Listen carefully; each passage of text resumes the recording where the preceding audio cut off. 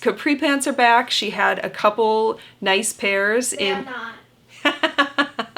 So Pants are ugly. don't believe the trend list, people. 10-year-olds are not on board yet.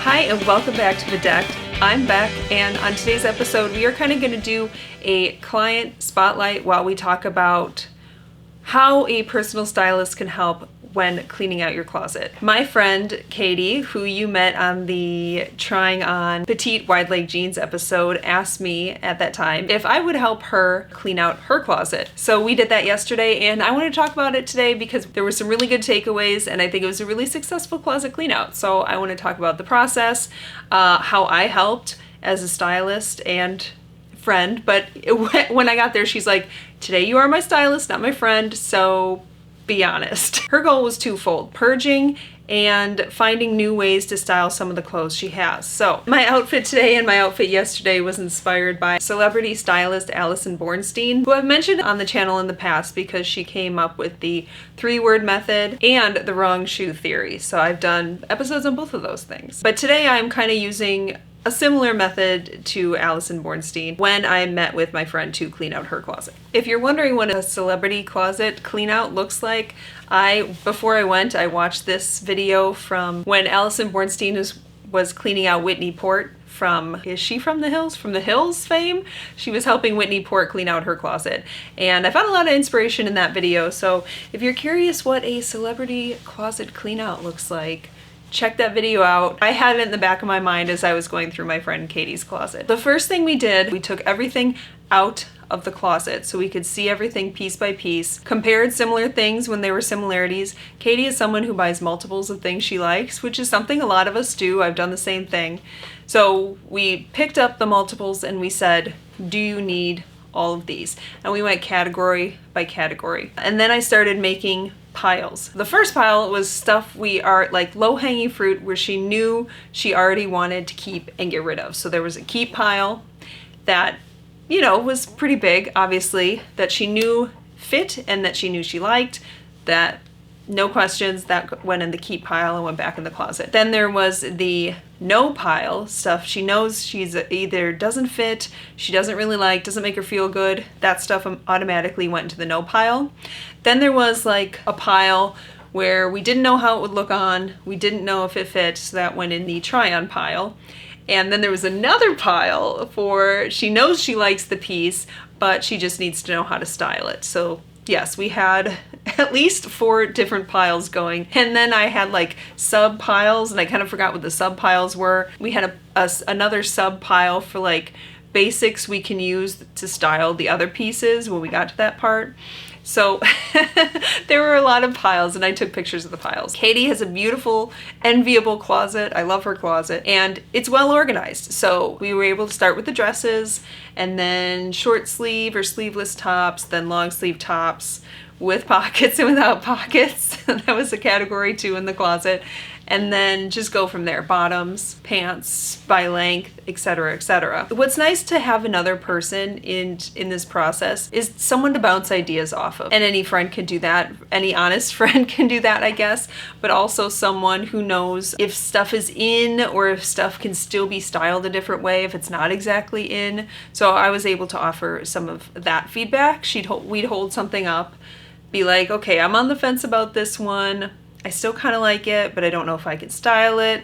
And then we put it in either the yes or the no pile. The yes, style it, or the no, it needs to go pile. But oftentimes the things she was on the fence about went automatically to the no pile because either they were dated in a way that it's very like of the time and probably isn't coming back, and she didn't like it. I mean, there's something to be said for like keeping dated pieces if you really love them, because like then they just become part of your style, and it doesn't matter if they were popular in 2011 because they're still so true to you that you can rock it. Like if a certain pattern really resonates with you, like a lemon print, I don't care if lemons are trendy or not. I will always be wearing lemons until the day I die. So for a while lemons were in.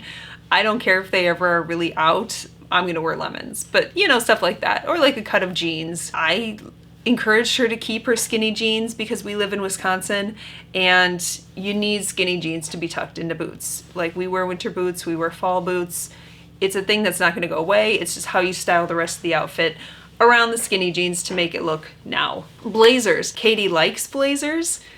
I'm glad she likes blazers because they're a great completer piece, layering piece. But the problem was how you style them, how she was going to style them and like what style to get. So she had 3 blazers and we were able to identify that maybe she needs 2 more jackets.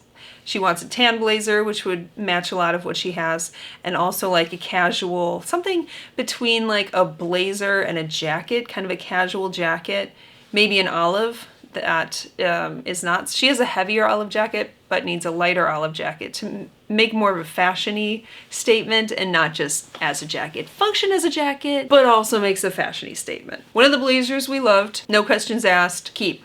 Another one of the blazers she had been wearing when I showed up, she wore it to church. It was like a moto style jacket with stripes. And I said, it's reading a little 2010s to me. If it was any solid color, literally any solid color, I would say keep it. But in this case, the stretchy knit moto jacket, if she doesn't love it, put it in the no pile. She wasn't married to it, so we put it in the no pile. The third one was a simple black kind of hip length blazer, super classic. But she expressed that it's too formal for most of her life. She works from home, doesn't have to go into the office too often, if ever these days. I think maybe once in a while she has to go into the office, but really the only thing she has to dress up for or wants to dress up for on a regular basis is church. So she needs church outfits and she needs comfy work from home outfits. So we kept all her comfy stuff.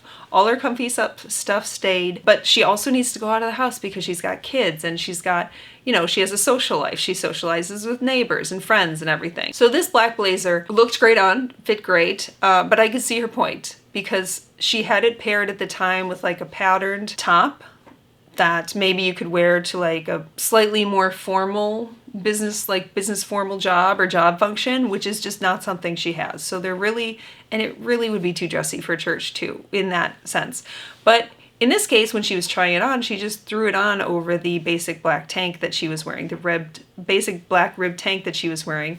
And she had a pair of jeans on and we were looking for a shoe to pair it with. So I suggested the 2 and 2 method. I don't know who came up with the 2 and 2 method. I think it was like a TikTok trend for a while. I'm sure it came from somewhere, but it's a really handy shortcut because you can have 2 casual pieces and 2 dressier pieces in an outfit to kind of balance it out. So we paired it with like a dressier ballet flat to balance it out. And that was a more casual, but elevated casual way to wear her black blazer instead of pairing it with the dressier top underneath, which didn't fit her lifestyle as much. So we solved that problem. The third blazer she had was a white blazer. I don't think she had ever worn it. I had a white blazer too, and I got rid of mine because white blazers just make us both feel like doctors. So in our cases, white blazers don't have a place in our wardrobes, which is fine. And we identified that and set it aside. Oh, she also goes to Disney a lot. So she had a whole stack of Disney clothes that she will use for sure. So those got set aside. Then we went through and she did the try-on portion. So she tried on everything in the questionable pile and we styled those along the way if need be. And then she tried on everything from the style pile and we came up with different outfits, different ways for her to wear these pieces that she hadn't thought of before. I do want to highlight some of the outfits we came up with because they were new ideas to her and I think there were some good solutions and themes and ideas she could add to her casual style. One other thing we did was identify any gaps she had in the wardrobe, and I started creating a wish list while we went along so we would remember what she needed. So we both liked this top but couldn't find anything to pair with it on the bottom. So I suggested ankle length black dress pants. Basically the same ones she has in tan, but possibly black would work with this. Capri pants. Capri pants are back. She had a couple nice pairs in... not. My 10-year-old Gen Alpha is in the room and she has told me that capri pants are not back. So Pants are ugly. don't believe the trend list, people. 10-year-olds are not on board yet. Anyway, not on board. I showed her a couple different ways to style the capri pants she had. For some reason, I always like channeling like the 50s. Is it the 50s, 60s? Like pedal pushers. Basically the pedal pushers, the capri pants, the tighter capri pants with flats. With a lot of these, I like to come up with like a theme or a persona in my head to kind of, in my mind, make the outfit come together. And this was our Now and Then moment. Now and Then is a movie, one of our favorite movies as children. We watched it together. We watched it with our friends when we were kids. We each identified with a character. And this felt very Now and Then. So this is her Now and Then moment with the tied plaid shirt, with the denim rolled up capris and sandals. This dress was interesting. So this is one of the first things we went through, and this dress was on the chopping block. She had bought it for her honeymoon 9 years ago and wasn't sure if it fit anymore, wasn't sure if it was her style anymore. So we tried it on. She was a little iffy about the length, but I wanted to see it styled because I thought it still had potential. So I'm like, you know what would be really cute with this? I don't know if you're a cowboy boot girl, but like a Western style boot would look really cute with this and a denim dress. So we tried it, and then Katie said that she's going to Nashville for her 10-year anniversary next year. I'm like, oh my gosh, you gotta wear this to Nashville. So we added Western style brown boot to her wish list, and she's gonna replace these boots with those when she gets them. And she's got a cute anniversary outfit for next year. Another theme I kept coming back to is different ways to wear long sleeve shirts with shorts. Where I live, close to the lake, it makes a lot of sense to wear long sleeve shirts with shorts, or even when I'm in Maine. Some of these felt very coastal to me, but it makes sense to me to like wear a tank top and shorts during the day and then throw on a long sleeve shirt at night when it gets cold, or for me all the time because I live by the lake. So that was a few of the different outfits we did. We either threw a striped long sleeve shirt over a pair of shorts and paired it with like sneakers or boat shoes, or just like a shirt unbuttoned over it, because it helps to, camouflage any insecurities by having this shirt kind of draped over.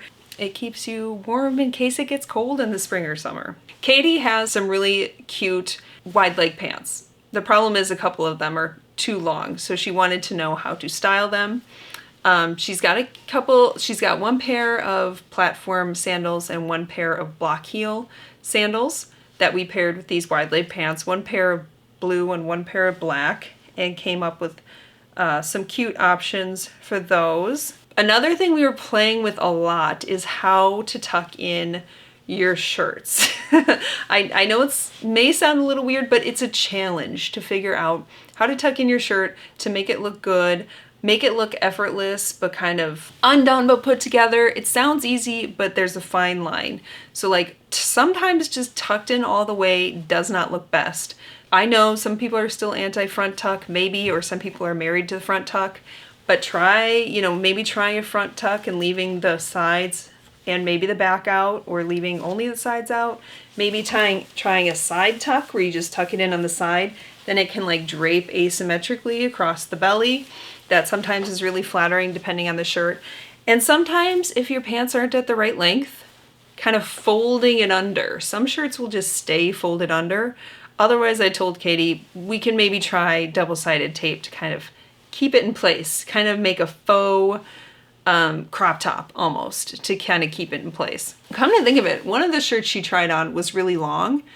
I should tell her about the tucking into the bottom of the bra trick, because that one might work with one of the shirts. There were also some interesting color combinations we came up with. Some pieces that she had never tried on before together that were either different in formality or color combination, like this kind of rust colored orangey top with these olive pants. I think it works because the top and the loafers it's like this is the sandwich method. The top and the loafers are kind of in the same color family and same formality, and then we have the casual olive pants in the middle. This was a kind of weird one, this rose colored with the rusty orange, and then the taupe sandals. It was kind of like colors that go, but they certainly don't match. So this is a stretch. I think it kind of works, but it kind of works in a weird way. You're like, does that work? I think it works. I like what it's doing, but I'm not sure. So we just played with it. Another thing we played with a little bit that was outside Katie's comfort zone was monochromatic looks. So we did a monochromatic like black and gray, and then we did a monochromatic like white and beige look, which we paired the tan ankle length pants with a white sweater and then paired it with some gold ballet flats. So it was all kind of one tone. And Katie had mentioned that she would have paired that outfit with black shoes, which breaks up the, I guess, monotony of the monotone. I don't know. But I challenged her to try to lean into the monotone. Whenever I see white and like a light tan together, I have to admit I flash back to my freshman year of college where this story is barely relevant. But two sophomore guys in my geometry class were talking, and one was, razzing the other. And he's like, hey, why are you all in white? And that's what I think of whenever I think of like white and tan together, because that's what the guy was wearing. He was wearing white and tan. But people are sometimes thrown off by monochromatic outfits because it just doesn't happen. But it is a style, it's a sophisticated option, it's elongating, and it's kind of the quiet luxury thing that's still going on right now. So it's an option. And if you're gonna put black shoes on the bottom, then style rules would say you want to balance it somewhere else with like something black somewhere else, whether it's like a necklace with black details, a black belt, even a black bag, black somewhere else to balance out the black shoes.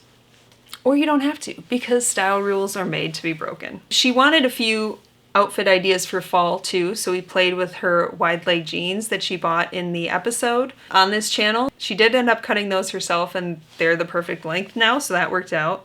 So we paired some of her tops with those wide leg jeans for fall and played with different boot and shoe ideas.